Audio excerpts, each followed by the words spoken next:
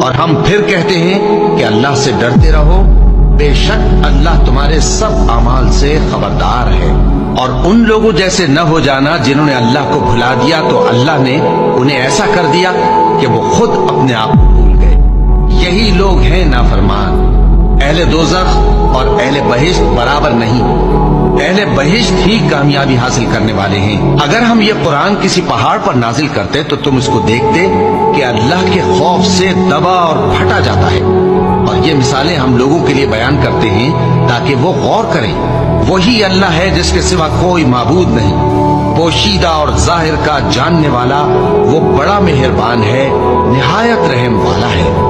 وہی اللہ ہے جس کے سوا کوئی عبادت کے لائق نہیں، بادشاہ حقیقی، ہر عیب سے پاک، سلامتی دینے والا، امن دینے والا، نگہبان، غالب، زبردست۔